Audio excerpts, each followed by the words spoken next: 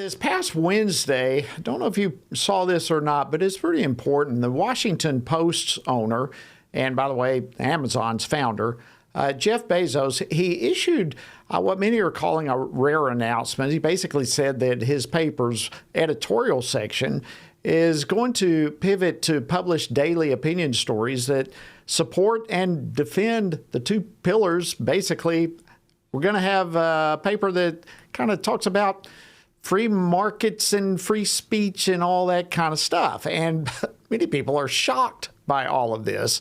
And so they're going to present the viewpoints and take it from there. A lot of people are upset. So what does all this mean for, I guess we can call it a prestigious and yet very much troubled legacy paper?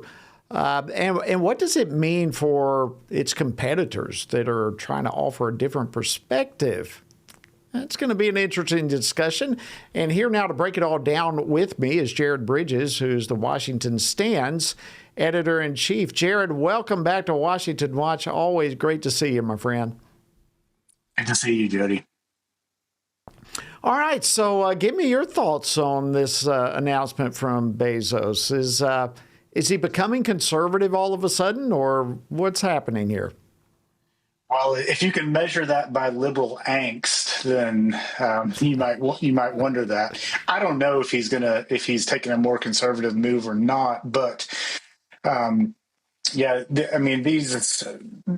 leftists are just blowing. I mean, when I first saw this thing, I think the heads are going to explode from this, because he said he's going to focus on free markets and personal liberties, and any viewpoint that opposes that's not going to be welcome there.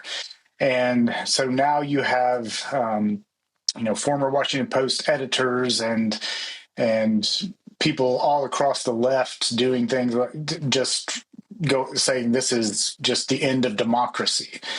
And Jeff Bezos bought the Washington Post. He owns it. He's the boss.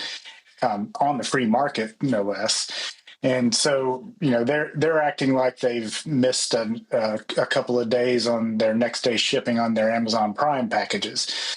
But I think it's the left is upset because they're not going to get to offer their viewpoint, which has pretty much ruled the Washington Post for the past, I don't know how many years. You're right. When's the last time, Jody, you read a conservative Christian perspective from a biblical worldview in the Washington Post? Well, I would be very comfortable to say never. Frankly, I don't know that part is going to change much, but at least some of the messaging is going to change. Do you think it really is going to be a significant change going forward?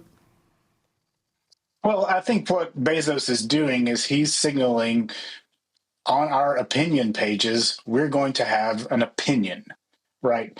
And you have these, the liberal media has wanted this to be some sort of carousel of views, and, all views are welcome, and all views are supposedly equal. They're not equal. And we know that. We know the Washington Post hasn't been offering a carousel of views.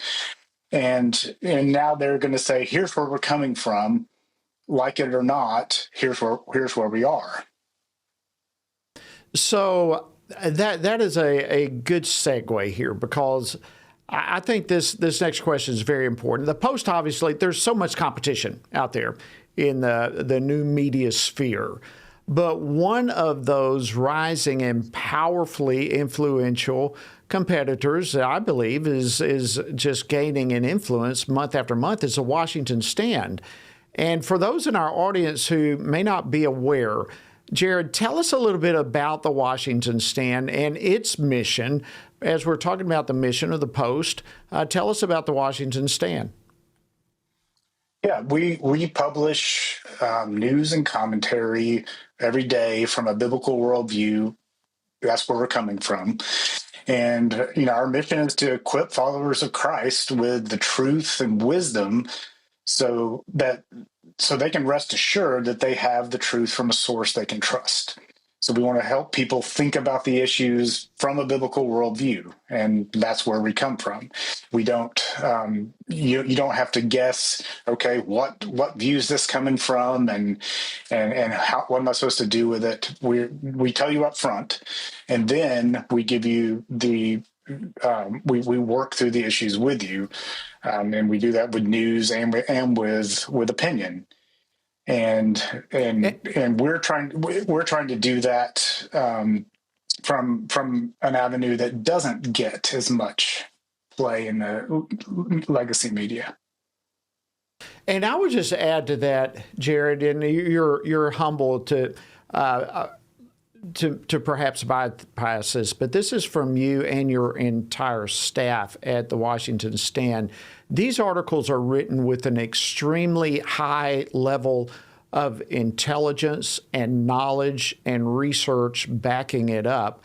And then underneath all of it is a biblical perspective, as you said, and a biblical worldview of it all.